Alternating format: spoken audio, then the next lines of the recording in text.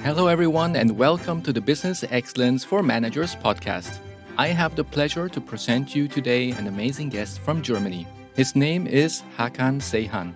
We met many years ago during the days when I was working as a chief quality officer at a large multinational corporation, and Hakan was working as a senior manager and master black belt at a prominent Lean Six Sigma consulting firm in Germany. He helped me implement business excellence and was a trainer and coach for more than 100 people in the company, covering nearly a dozen business entities. His passion for process improvement, coaching, and his endurance for conducting many workshops and training sessions back to back is astonishing. Any of you who have facilitated a training session or a workshop know how much strength and energy it takes to deliver training sessions lasting more than 7 days in a row. Once the training was completed, he was ready for the next wave, where he always received very good feedback from the participants. In the consulting industry, you can only survive physically and mentally if you really enjoy what you do. He is always passionate about his work and has had an amazing career development from the beginning. He attained his Lean Six Sigma certification early in his career and worked himself up the corporate ladder. He then worked for 5 years as senior consultant and master black belt and later became a senior manager. In year 2021, he established a successful consulting company in Germany called Focus&Flow, where he is a general manager. My company, Wave Business Excellence Footprint, and Hakan's company, Focus&Flow, cooperate closely together and complement each other because my clients focus on digital training experience. If my customers need a live training or workshop in their location, Hakan and his team are there to provide outstanding support. The same applies the other way around. In case Focus&Flow has a client who needs digital training experience, then Wave is always happy to provide that service. In today's episode, we covered the topics of what is the definition of business excellence. We spoke about the maturity degree of a program and what are the most common mistakes when introducing a new initiative. In the conversation, Hakan also explains what needs to be done to avoid any initiative to lose momentum. He also explained how he successfully combines Lean Six Sigma with Agile, which is also known as Scrum. At the end of our conversation, he describes the best practices from companies that have effectively implemented a business excellence program. I am very happy and pleased to introduce you to Hakan. So, hello Hakan, and welcome to the Business Excellence for Managers podcast. Hi Juan, and thanks for inviting me to this episode. Great having you here. Well, my first question is, you have been now so many years in the consulting world and you have seen quite a lot of business excellence initiatives. So from your perspective, what is the best definition of business excellence? Thanks for a good question directly at the beginning, which is not so easy to be answered, to be honest, since we have the situation that business excellence went through a certain kind of evolution. So we are talking about 3 steps. The first step is the process excellence. So you're facing certain kind of processes. You're looking at silos, which you want to optimize, but that is not enough for a business. So the second step is the operational excellence, which focuses on people, on customers, and also a cultural change. But nevertheless, there's still a certain kind of piece missing. And the piece is the holistic view on your company. And therefore, we need to think about the vision, a mission, and also a strategy of the company, which then also includes a certain kind of continuous improvement culture. So business excellence is really the holistic view on the things. But nevertheless, it's important, and that is my biggest criticism at this point, talking about the term of excellence. I have a slight problem with the term because it is somehow misleading. Why is that? Because it is leading to a direction of a company which has a certain kind of excellence culture needs to have excellent product, excellent processes, excellent people, and also certain excellent culture. And to be fair, most of the companies does not have that in place. And the question is, when my processes and products are perfect today, what will happen with them tomorrow? So tomorrow they won't be perfect anymore. And therefore, the question for me is there another expression which is more or less leading to a certain kind of evolution and development of a company, which is not the term of excellence. But still, I also love the mindset behind the topic of business excellence, that you want to improve holistically together with your customers and your employees. And on the other side, thinking about what is my kind of improvement culture. And I also see that in your business name, Business Excellence Footprint. This is something what I really like, because you really rethink the term, and I think that needs to be allowed. Yeah, and many times people forget that it's not that I need to arrive to a specific destination, that there is no end point, because it's a continuous improvement, and it's the journey that you have to enjoy by continuously being better at what you do. Because at the end of the day, customer expectations will always change. And if you think you have done now all the projects needed to optimize a process, and then 6 months later, there are new expectations, and then you're like, okay, I'm not anymore where I should be. And again, you have to continuously improve. So therefore, it is nothing that you're going to think, okay, now I'm done, where you can say job is now finished. In this case, job is never finished, because you always have to adapt and adjust to the current situation of the expectations. Yeah, Exactly. Yeah. So when you see that managers speak about different types of maturity degree within business excellence, what could you tell us more? How can someone measure the maturity degree of a business excellence program? Yeah, that is in fact a very good question, because I'm not the biggest fan of those standard maturity analysis, which you can find in booklets or find in the literature. Why that? Because I have the feeling that those kind of maturity analysis always suggest a certain kind of level which you need to reach.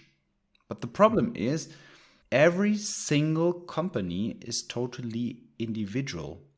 So the question is not, will I at some point reach a certain kind of standard level or standard excellence level? From my perspective, it is much more important to see the progress on this journey. And speaking very openly, you as an individual company, if you really always strive for being super, the consequence is that you are super on your maturity scale, but you are super same also compared to your competitors. And that is causing a bigger problem, because then all the companies are same. And this is what I would also suggest to companies I'm working with. Look at your progress and therefore ask yourself 3 questions. The first question is, what was your target condition? So what did you want to reach with this kind of program?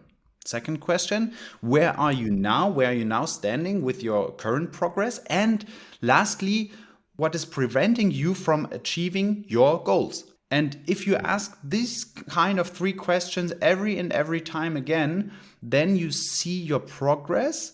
You understand, am I still on track or not? And are we continuously growing? And that must be the goal, to continuously grow and become better. Yeah, I find that really good, because it was always hard for me in the past, when I was also a consultant, to answer that question, because every company is at a different level and they cannot compare their processes with process of another company, even though they're producing maybe a similar output or a similar service. But every company has distinctions, and also because they have different people, a different culture. So all of that, you just need to take your status quo and see how you can progress from there. And it's just like, if you look at yourself as a person and you say, I cannot perform the same as another person. But the thing is that the other person has a different journey as you had. Maybe the other person started 5 years earlier, and that's why it's at a different level. So therefore, everybody has to first look at your own performance, where you are today, and how you can then progress from there on. Yeah. And which are one of the most common mistakes that you have seen so far that companies do when they start with a business excellence initiative? Yeah, there are so many mistakes, so it's hard to find the 3 ones which are mostly common. But I would say there's a systematic mistake what companies do when they start their business excellence initiative. Firstly, most of the time they expect really much. So they set up lighthouse projects with their best people. So in other words, they are high performers. So they searching, where are my high performance, maybe also train them with the needed skills.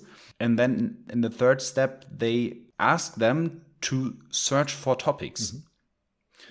But the consequence is that most of the time, the topics which are in the area of those high performers are mostly not the right ones, which are mostly important now for the companies. So the consequence is that you don't get the resources you needed, you don't receive all the time you need, and therefore the projects won't be successful. Lastly, it leads to the fact that everyone in the companies see the lighthouse projects as failure and have a gut feeling, hey, if my high performers are even not able to make the project successful, how shall the other people do that? And this is a big mistake. So rather search for the right topics and then search for people who are able to fulfill those projects. Yeah. Secondly, try to bring not in external consulting firms who do the job for you. Rather search for enabling partners who will teach you to do that by your own. Because the problem is, as soon as the consulting firm is out of your company, and hopefully they are soon out because otherwise you're paying much money, the program will be dead. I can say that crystal clear. The program will be dead. And that is really a problem what companies are facing. So rather search for an enabling partner who teaches you and coaches you within this progress. And lastly, I would say, very popular topic, which everyone says and names, but always forgotten. And that is the key word about change. So if you want to do a kind of transformation also within the field of business excellence, companies mostly forget the people who are standing behind, who need to do the job, who need to drive the execution of the program. And therefore, they need to be supported in a very tight way. And that is about change. Yeah. So those are the three biggest mistakes from my perspective. Yeah. So I can confirm everything you said, yes, because before we met at the previous company where I was working, I was also working as a consultant. And yes, that's definitely those top points that you mentioned.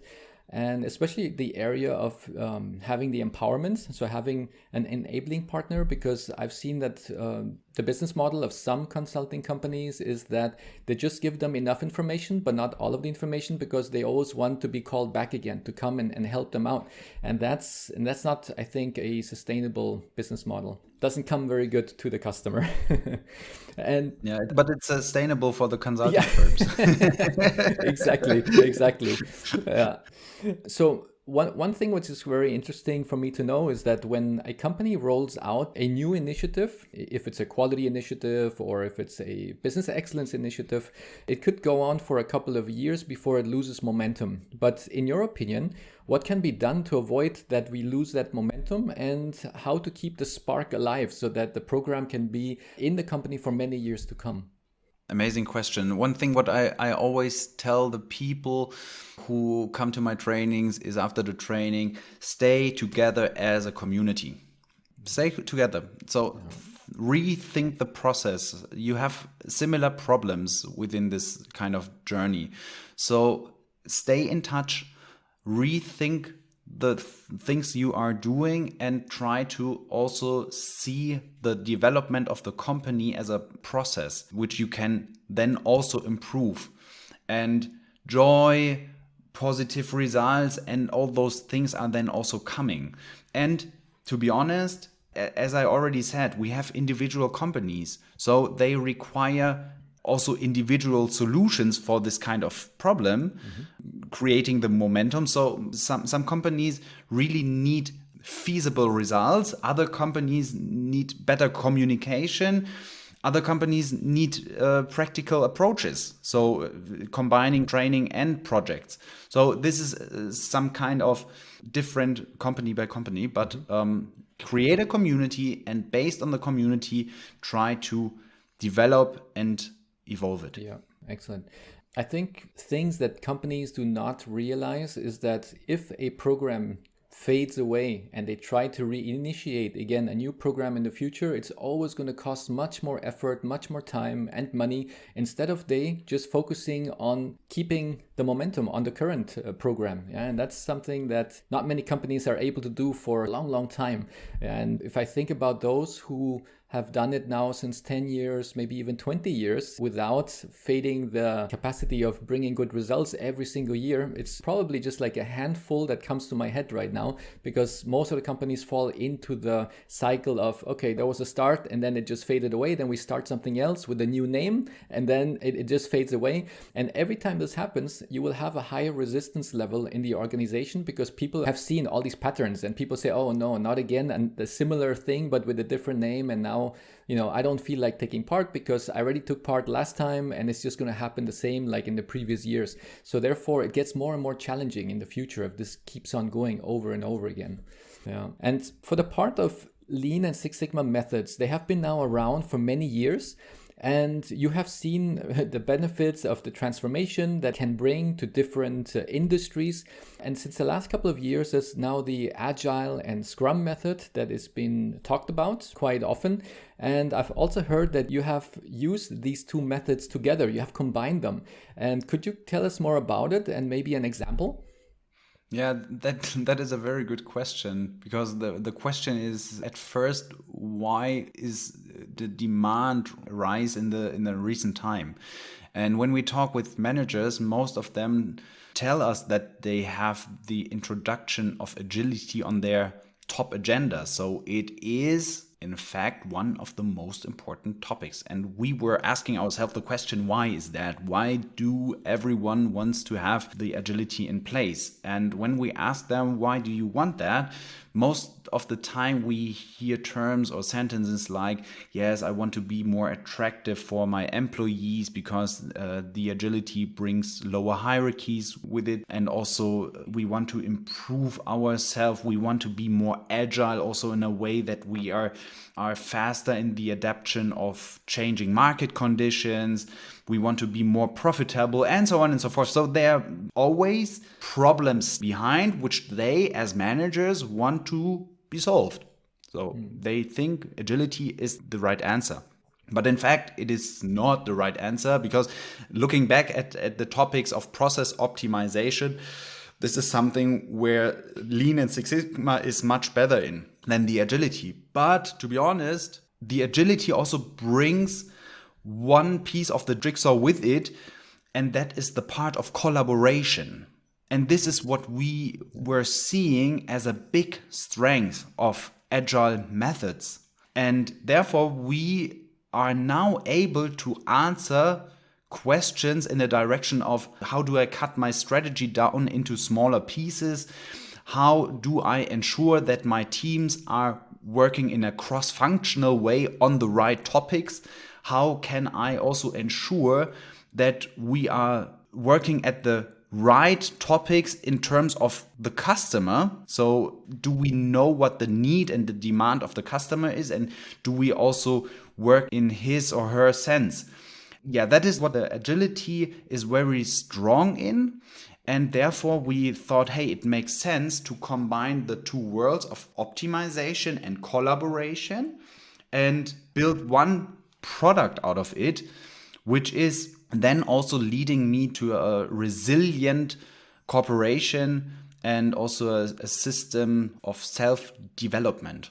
Yeah, and maybe an example where you can slightly see that in the past, most of the companies do their Six Sigma projects in a very long manner. So they are working for almost, or sometimes above, 6 months on a project. So when you start with your project initiative and define a problem, then at the end, after the 6 months, when you have the solution, maybe the problem is already gone, especially when it was important enough. Yeah, that is really a problem. So the agility brings with it the more precise slicing of the topics into smaller pieces, so that you are able to work on the smaller pieces. And yeah, that is what we are doing with this kind of program. That's really good, because I remember when we started brainstorming about this, and we came to this conversation many years ago when we were working together. And we did also this pilot phase with in the company where I used to work for. And what they really liked about that concept was that they did not have to stick to that project plan that they had for their project, which was maybe 3, 4, 5, 6 months long. And no matter what happened, they had to stick to the plan. But then using some of those tools and that mindset of being agile, we were always having those regular status meetings to see where are we today and what is the next steps that we should do. Should we go more now this direction or the other direction? So therefore you are more flexible with your approach. You know your destination, but your approach was more flexible, and you can always adapt yourself much more easily than if you try to stick to the plan that you created 6 months ago. So that was really a great experience. Yeah. Exactly. Cool. So the next question could be quite interesting for a CEO, for example, or a leader from a company. If they would like to start a business excellence program sometime this year and would like to implement some of your suggestions, what would be the first things that you would ask them, or one of the first things you would advise them to do? Yeah, I think my biggest advice is that they should start to do their homework at first before they start with a business excellence initiative. So think about the basic questions like, what do I want to achieve with this kind of initiative? Otherwise, it will, after a couple of years, will be your new training program, and everyone is running through it and has the certain certificate and is super proud. But does that really solve your problem? Question mark, big question mark. So think about what is the purpose of the program, and then you are able to steer the program. Otherwise, you're not able to do that. Then you need to be reacting on the current situation. And I think that is not something what a manager wants to. Secondly, you need to ensure sufficient capacity. Optimization can't be done on top. So you need to cut other things which are not so important away, so that you are able to work on the topics and bring them further. So you need enough capacity for an optimization program. And not just choosing person who are available at that moment. yeah, exactly. So really think about, do I have capacity? And if I see project teams, they will need roughly 20% of their time. So one work day a week is the minimum level to really make an optimization journey. And lastly, cut your topics down into small pieces, and it's better to have the topics done than having them perfect. So don't make the solutions bigger and bigger and bigger, because then they will require a lot of time for the implementation. Rather think about what are the quick and good solutions which help me in order to be more successful with my topics. Yeah.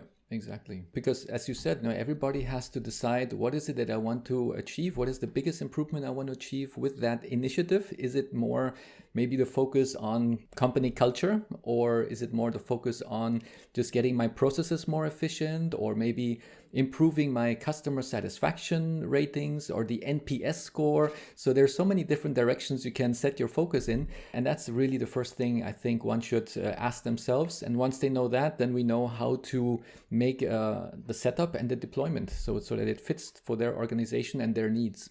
For the next question, without using any company names, do you have any good examples of companies who have done a deployment, and what have they done? What have you seen? What is it that they did was so good? Yeah, I could easily say the companies where you were at, Juan, were the companies which were very successful. But making it not too easy for me leads me more to the question, what is also the systematic value which they bring in, and what is the benefit what they normally bring in, so the company is evolving. And here I see plenty of companies who do the job very well, and those are most of the time the companies who understand optimization as their new DNS. So they see it as the most important topic in the whole organization to evolve, to develop, to become better. And then this will become also the most important job of the CEO. So not having it somewhere in a small department where the people need to enroll that. No, it must be the job of the boss by him or herself. Yeah, this is where I see companies which are much better than others, understanding it as their most important activity.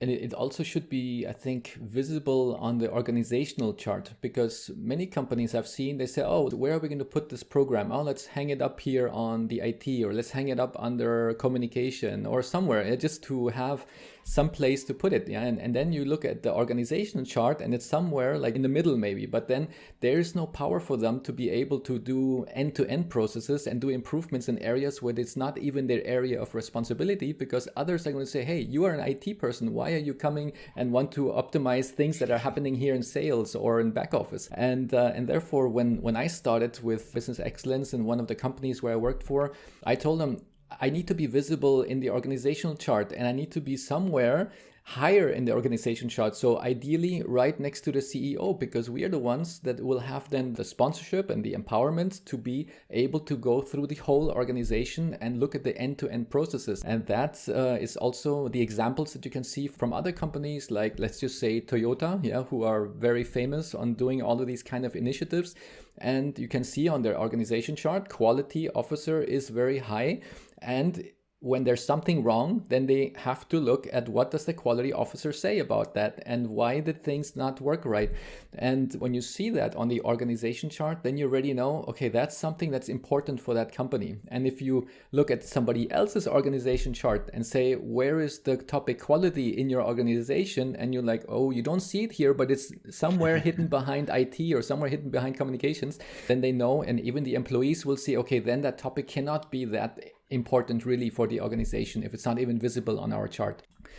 Yeah, mostly at the end of the process chain. Yeah, right? correct. There you find quality. That's right. That's right. Oh, just before the customer. and from when we speak about, we've seen so many different types of measurable outcomes that can be a result of these initiatives. What would you say is usually like the return on investment? Because if somebody's listening this for the first time and they're thinking about implementing business excellence and they say, well, I need to invest money for this program. What is usually, from your experience, what comes out of it? What's the return? Yeah, indeed, it's also hard to be measured. But what we do since a couple of years is that we directly ask our customers after a certain while, hey, customer, what is your result? So what did you achieve? What are your benefits out of the program? So the typical return on invest is something about 1 to 10. So if I invest 10,000 euro, then probably I will get out of the system something like 100,000, something like that. But the bonus for us is when we go into the communication and collaboration with the customers, then we directly receive a feedback.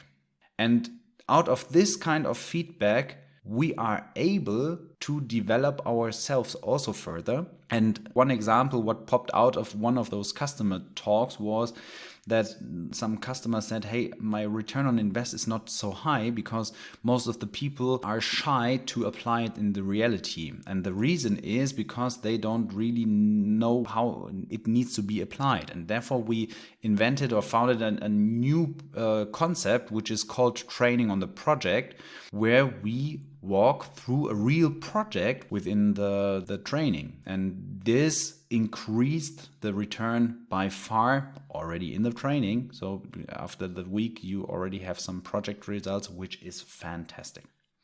Yeah, and that's really amazing because then you can really immediately see what's the benefit coming out of each of these waves that you are doing. If you're going to train, let's say 10 people in either lean practitioners or green belts or black belts, and you know that each one of them has a real project that is based on a real business problem that we have, and it's being solved. So if you have a classroom of 10 people, then you already have 10 problems solved at the end of 3 months or 4 months, 5 months when they're done with their projects. And that's the nice thing. It's all measurable. And it's something that what was for us, at least, when you were also helping us with the deployment, that you see that the investment that you do for each employee for the certification is only a small part compared to the improvements that are being generated for the company. So again, thanks for that, Hakan. You have done really good work in those days when we were together in that big project. Thanks. And one of my final questions, because our podcast is now coming to the end, is could you tell us a little bit more about your company, about Focus and Flow, and what is your mission and vision for the future? Yeah, it's a very good question. So Focus and Flow was founded by a couple of senior experts who are since many years in this kind of field of business excellence and optimization. And we are really purpose and implementation driven. So our goal is to have a sustainable and effective implementation of topics. And we recognize as the team, as I already said some sentences before, that some companies hire external consulting companies to get their problems done. But the problem is that they need to learn it by themselves to make a self-evolving system out of it. And that is our purpose, to enable the companies to develop on a continuous journey and to stand quickly on their own feet. So this is what we want to teach, so that they are able also to answer questions like, how do I want to implement my strategy? How do I slice the bigger topics into smaller pieces? How shall my organization collaborate within each other? How will we be customer focused? And this is why we also doesn't see ourselves as a classical consulting firm. We rather see ourselves as a consulting hub where we develop standard products which help our customers to do the things by themselves. And that leads to a more sustainable and more healthy world, because those companies are more successful and then they have the time to focus on the right and good things. And this is why we awake every day with a smile on our face. Excellent. Yeah, that sounds really good, because the same happened to me when I started with my company. I was also thinking, should I make it a classical consulting company or should I focus more on a training company? And I said that maybe if I focus more on training, then it will hopefully give my wisdom and all the things that we have learned in the past and pass it over to the clients, and then help them, as you said as well, to enable them to be able to do it themselves, so that they maybe someday hopefully don't need us anymore in that specific issue or in that specific program. Yeah, very good. And to finalize, where can we find you, Hakan, and your company? Yeah, you can find me via LinkedIn. So Hakan Seyhan is my name. I'm sure, Juan, you will also link my contact details here in the show notes. Yes. And you can also find us on our webpage, which is called f-and.com. So it stands for the focus and the flow, the most important elements for companies to be successful. And you will find me if you want. So we are happy to also support new customers and old customers with our methodologies, tools, and approaches. Excellent. Well, thanks a lot, Hakan, for this time that you invested for the podcast. It was great having you on board, and I will see in the agenda throughout the year. Maybe we'll have a second session again. Yeah, I'm looking forward to it. And thanks a lot, Juan. It was much fun and good exchange. Thanks a lot. Bye-bye. I hope you enjoyed this conversation with Hakan. In the show notes, you will find a link to a downloadable PDF with the learning nuggets and simple action points. You can choose the action points that best fit your current situation and evaluate whether they brought you value. Feel free to let me know how it went. Your feedback is important to my team and me, so we can continuously improve the value we deliver, as we want to give you the most from each episode. Please rate, subscribe, send in your comments, and share with those you think could profit from this episode. It's very much appreciated, and I am grateful for your messages. I am also a work in progress, and I strive to do things better every day. Investing in yourself is the best investment. Therefore, if you are interested in finding out more about courses and certification programs that were designed for you as a manager to further boost your business excellence initiatives, please go to the Courses for Managers tab in my company website. On the other hand, if you want to further develop your employees or perhaps your high performers so that they can bring even more value to the company and learn new skills and methods for solving process issues, then please select Courses for Employees tab on our website www.wave-bef.com. Thank you, stay tuned, and I'm looking forward to seeing you soon in the next episode.